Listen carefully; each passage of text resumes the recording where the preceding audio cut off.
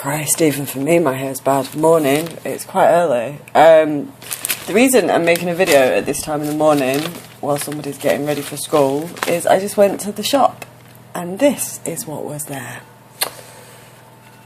So it turns out that our friendly neighbourhood Karen White is from Mythenroyd, which isn't far from here, which led to a conversation in the shop at 6:15 in the morning. And here is how the trans rights debate has reached Todmorden. Well, he's a fucking rapist.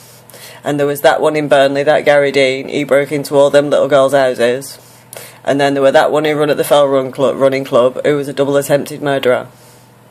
So they're talking about Lauren Jessica and and Gary Dean. And that's all within like a couple of miles of here.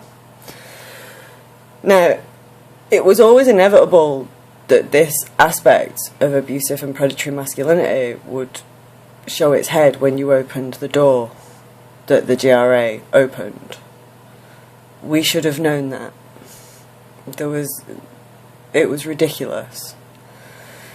You know, I'm getting a lot of shit at the minute, and I've got a whole bunch of, I've got a bunch of weirdos have infested my YouTube page. I'm having to deal with some other security shit. And I was walking back from the paper shop and I was like, why am I having to deal with security and stuff like that?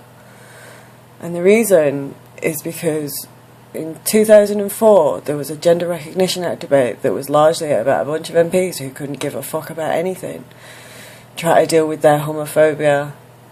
And then Maria Miller's review of that, she didn't want to discuss austerity and the impact on women. So that rule of law and those predatory patterns that we already understand in 2018 were just not even considered. Like, it's not even that there was a conspiracy. For a conspiracy, there would have had to be thought.